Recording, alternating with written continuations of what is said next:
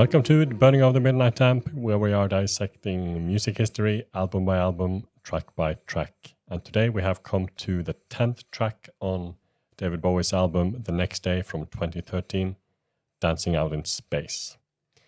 Remember to like and subscribe if you want to hear us discussing all the songs on this album. We will publish them one by one on YouTube. And on top of that, we have a podcast where we are discussing the full album, including all the songs on the album.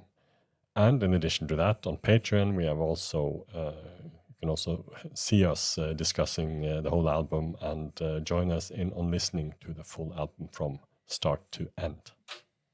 My name is Frode. My name is Trond. And my name is Chris. And by that, we're just going to jump right into the song, Dancing Out in Space.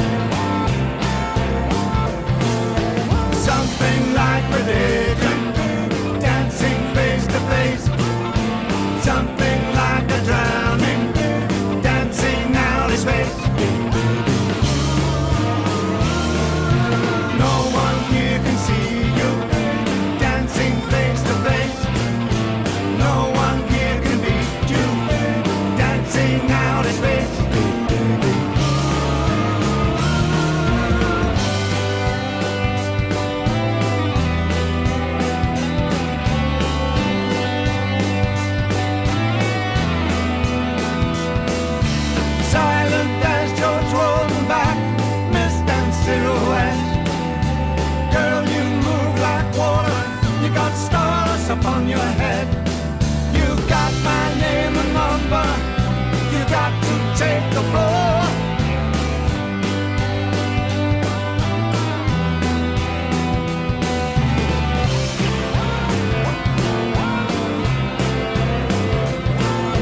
Something like religion, dancing face to face.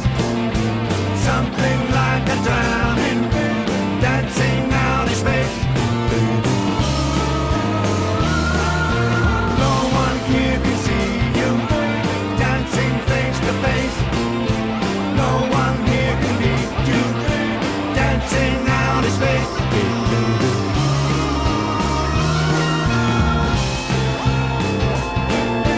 Dancing face to face, dancing out in space.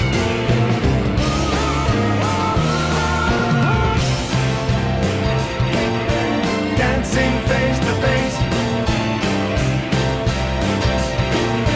dancing out in space.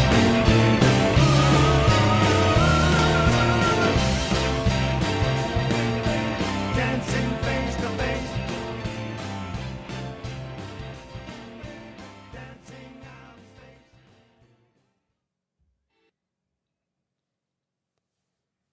Yes, so that's then we come to Dancing Out in Space.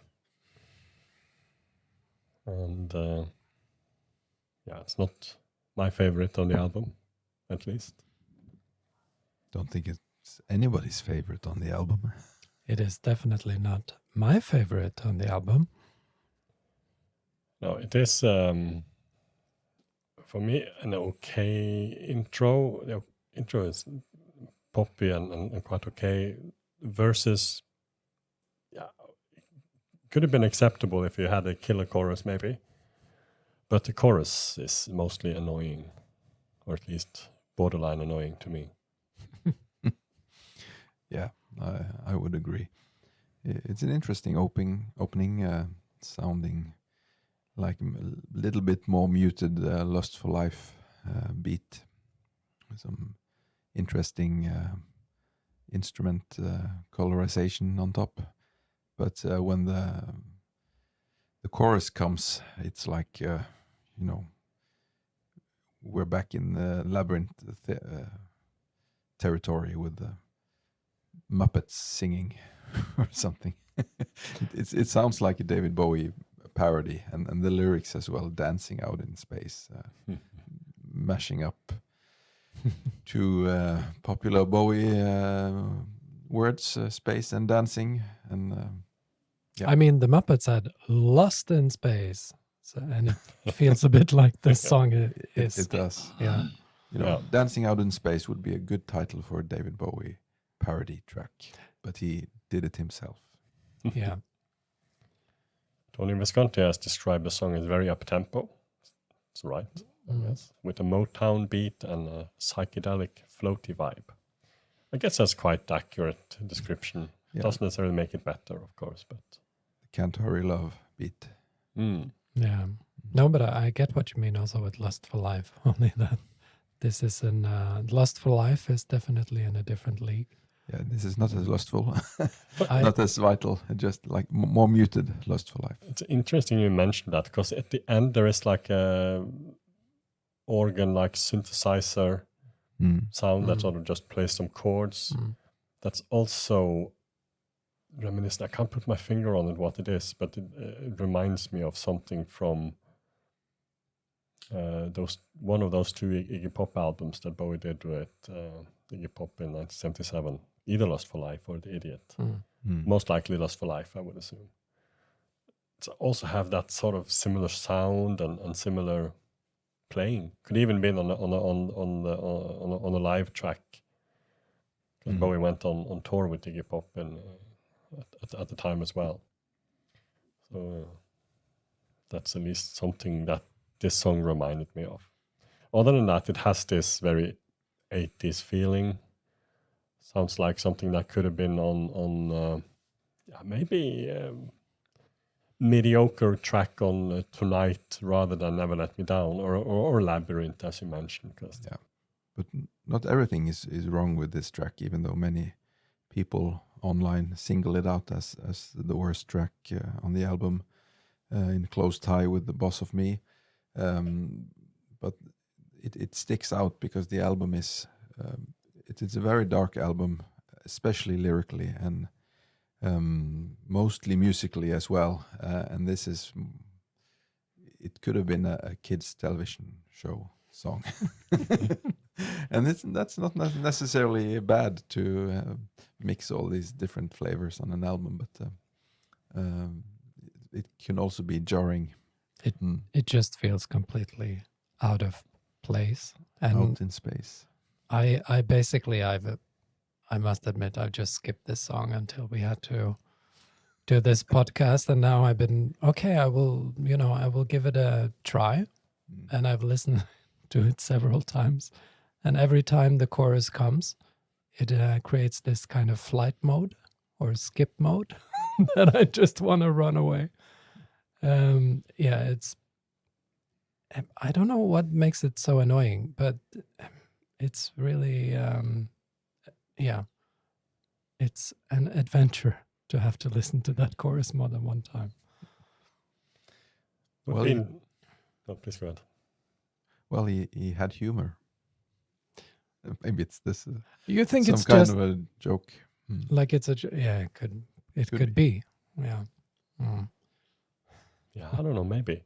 I mean, and maybe connected to that, Visconti has hinted that the song is about another musician or musicians, and there has been speculations that he's singing about Mick Jagger, and that the inspiration for the song might tie back to the time when David Bowie and Mick Jagger were competitive dancing at a nightclub.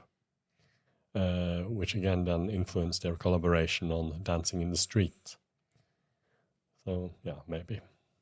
That is an interesting theory. Yeah. Yeah. Never thought of that. We should put this on top of the video and see how it looks like. And in this case, I'm really excited about the 3 words that Bowie himself was mentioning. Yeah, he of course described every song on the album with 3 words instead of having interviews. And the 3 words for this song is funeral, glide, trace. Funeral.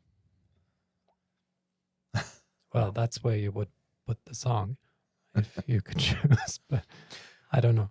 Well, since you're mentioning Jagger and the Dancing in the Street video, someone said in the band, the Black Star Band, can't remember who, that Bowie had played shredding video where someone had put new voices and sounds on top of the Dancing in the Street video, showed it to the band in the studio, laughing. Mm. So at least he had some self-irony about that track. But going back to those 3 words, I mean, funeral, there are clearly hints in the first verse of that. He sings, "Send your friend away now, let him sail back home tonight," for example. So that could be interpreted as a funeral setting, I guess. And he also sings "Hands Upon the Ghost." Hands upon the ghost to the city of solid iron. Silent as Georges Rodenbach. Yeah, I mean, wrote- that's not something you would expect to hear in a pop song, I guess. No, he had this very peculiar grave where there's a statue of a man. I'm not sure if it looks like him or not, but a man clawing his way out of the grave. And Rodenbach himself was a Belgian Yes. poet and writer. So he claws his way from the kingdom of the ghosts up to dance out in space. Or something. But here you are, silent as George Rodenbach. I mean, he wrote, he's known for a poem called Silence, It's the Voice That Trails. So I'm guessing that is what Bowie is referring to here in verse 2. Silent as George Rodenbach.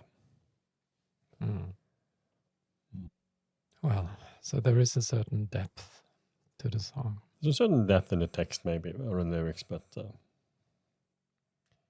musically, at least, as I said in the beginning, not my favorite. Please be happy to leave a comment below if you disagree with us. I guess there are those that probably love this song, or at least like it. And with that, I think we end it there. I don't think we have anything more to say about the song. No, we're silent as Rodenbach. We're silent. Okay, remember to like and subscribe, as I said in the beginning, if you like to hear our other analysis of the rest of the tracks on the next day, and of course, other albums and later other artists as well. And by that, it's only for us to say goodbye. Goodbye. See you next time.